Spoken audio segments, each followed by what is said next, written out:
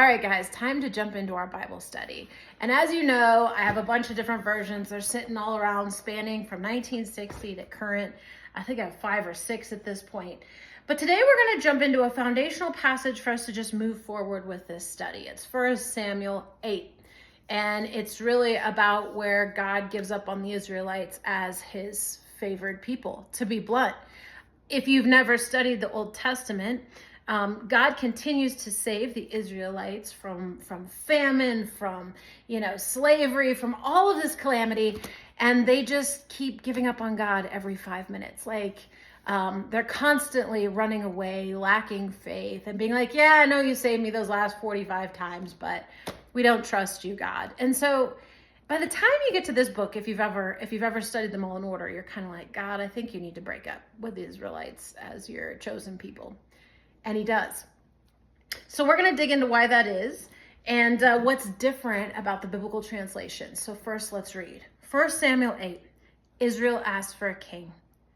When Samuel grew old, now Samuel was the prophet who was ruling them at this time. We'll get to that in a minute. When Samuel grew old, he appointed his sons as judges for Israel. But his sons did not walk in his ways. Samuel was a very trusted leader. They turned aside after dishonest gain and accepted bribes and perverted justice. What do you know? The Bible says accepting bribes is perverting justice. Who knew? So all the elders of Israel gathered together and came to Samuel. Now Samuel, like I said, was the prophet that was ruling them because at that time they didn't have a king. They said to him, "You're old and your sons don't walk in your ways. Now appoint a king to lead us, such as all the other nations have." Samuel was like, "Here we go again." So when they said, "Give us a king to lead us," this displeased Samuel. So he went and prayed to the Lord. Because back then they didn't go to a book. They were just straight to God, especially the prophets. It's a normal thing. All right. So Samuel prayed to the Lord, and the Lord told him, listen to all that the people are saying to you. It's not you that they've rejected, Samuel. This is God talking, by the way. But they have rejected me as their king, as they have done from the day I brought them up out of Egypt unto this day, forsaking me and serving other gods, so they are doing to you. Now listen to them, but warn them solemnly and let them know that what the king who will reign over them will do. So Samuel told all the words of the Lord to the people who were asking him for a king. He said, "This is what the king who will reign over you will do." I want you to realize this is the message from God to the Israelites or his chosen people for what will happen if they have a king. Now, just so you know, Samuel really ruled over them. He was a bit of a judge. People would bring him different situations and he would go pray about them and really make decisions for the people. But the people were pretty self-ruled. They didn't have a king. It was just Samuel, and then supposedly his sons were supposed to take over to help judge, but his sons weren't any good. So the people didn't trust for there to be another prophet put in place. So Samuel said to them, "This is what the king who will reign over you will do. He will take your sons and make them serve with his chariots and horses, and they will run in front of his chariots. Some he will assign to be commanders of thousands and commanders of 50s, and others to plow his ground and reap his harvest, and still others to make weapons of war and equipment for his chariots. He will take your daughters to be perfumers and cooks and bakers. He will take the best of your fields and vineyards and olive groves and give them to his attendants. He'll take 1/10 of your grain and of your vintage and give it to his officials and attendants. Your men servants and maid servants and the best of your cattle and donkeys he will take for his own use." God's telling them he's going to exploit you if you have a human ruler. Before we take this path, do you really want a king, people? Because I set up a different type of rulership, but you seem to be clamoring for a human to save you. So he'll take your men servants and your maid servants and the best of your cattle and donkeys. He'll use them. He will take 1/10 of your flocks, and you yourselves will become his slaves. That's what it says in the Bible. When that day comes, you will cry out for relief from the king you've chosen, and the Lord will not answer you in that day. Now, of course, you haven't been studying this book all the way up to now, but if you had, and there's a good little chunk, truly the Lord has shown up again and again and again for them. So this is a real turning in the page where he's like, fine, you want a king that's going to exploit you? Nobody's exploiting you right now. We're not sending you to war. No one's sending your children to die. No one's enslaving your people or you. But okay, this isn't working out for you. Let's get a person for you to rule you. So the people refused to listen to Samuel, though, even though he said this, and they said, no, we want a king. So then we will be like all the other nations, with a king to lead us and to go out before us and fight our battles. When Samuel heard all the people said, he repeated it before the Lord, and the Lord answered, listen to them and give them a king. So, okay. And that is literally what gets the Jews rejected by God as his chosen people, which, if you remember, Jesus actually comes back to save the Gentiles. That's why they were so angry with him, the Israelites. So, things to note. What's fascinating about the different Bible translations, some of them don't have a lot of difference, but specifically the 90s ones, the 90s one, look at all this. This is all footnotes.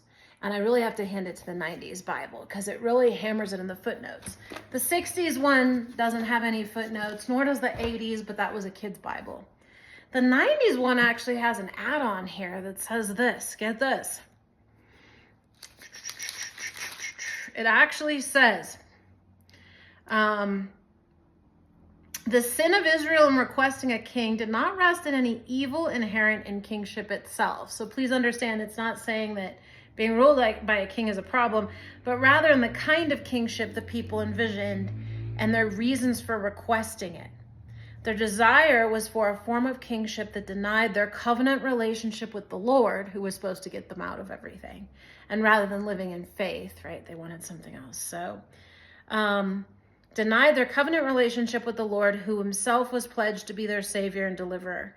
In requesting a king like all the other nations, they broke that covenant, rejected the Lord, who was their king, and forgot his constant provision for their protection in the past. And he was like, first time, shame on me. 25 millionth time, shame on you, is kind of where we're at in the Bible at this point. So they're saying, it's not actually that you wanted a king that was the problem. It's the fact that you wanted some human to save you and fight your battles for you. That's where the cross was with God.